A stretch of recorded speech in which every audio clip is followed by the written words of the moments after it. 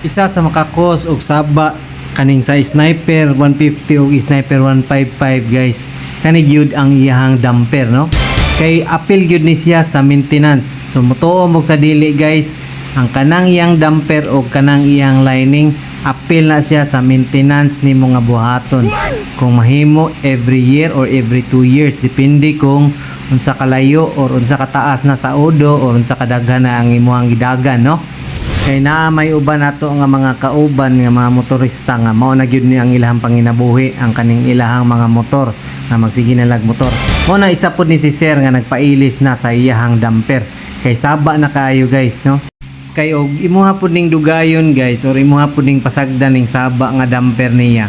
Naay tendency nga dauton ang imuhang clutch housing katong iyahang mga clutch plate, katong iyahang mga clutch boost no kay mangluag naman guna siya diha guys. Magtuyok-tuyok kakita ka ng iyahang gear o kanang iyahang housing o irog-irog na siya guys kung naanay diferensya ang imuhang damper.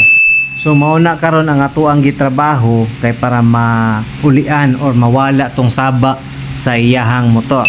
So ang kana siya guys gidukdok na mo na kay naana siya pin panglock ang iyang gear o ang iyahang housing. So mao na siya ang iyang special tools kay kailangan na siya pisaton ng iyahang isig katumoy kay para malak to diha iyang gear kana malak na diha guys og malak pud to dito sa pikas. So ning ana pag-lock sa tuang clutch housing. So napoy uban guys no nga ipamachine na nila no kay kana nga muha manual ra man gud kay wala man mi machine sa shop. So aside na guys nag-ilis na lang pud si Sir sa iyahang lining kay nasunog naman gud ang iyang lining guys kay naabrihan naman og isa ka gastuhan na lang pud gilisa na lang pud nato og mga bag-o nga lining. So before nato ipang taod ato gyud ang pangbasaon og oil guys no kay para dili siya magkagis-kagis or dili siya magungot-ungot ya guys kay para dugay mga tanggal ng iyahang mga lining no og smooth ang play sa iyahang tuyok.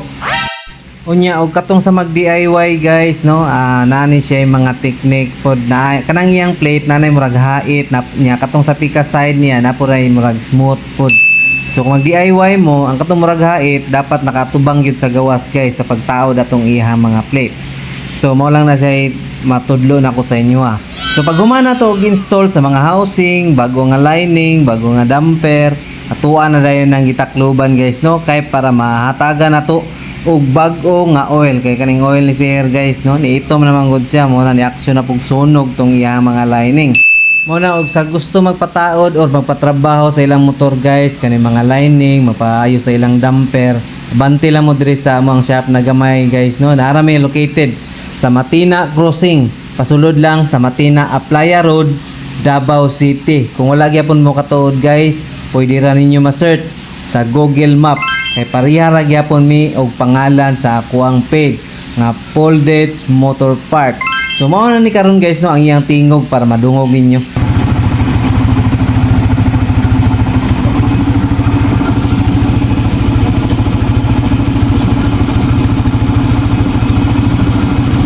So smooth na kaayo ang inandaran sa motor ni Sir guys no kay natauran na to og bago nga lining og bago pod na damper.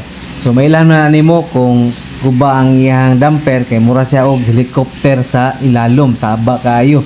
Mao nang maminaw yud ta sa gipamati or mga inandaran sa tuang unit no or usahay pwede po nato ikumpara sa uban ng mga motor sa ilahang mga inandaran kay para ma-differentiate nato kung naabay diferensya o wala. So mao na to nagbayad na dayon si Sir sa iyang bills no. Mao to gipangutanan nako si Sir kung naka-subscribe ba siya pero sayang kayo wala gyud siya naka-subscribe guys. Dako unta og discount ang ako ang mahatag sa iya.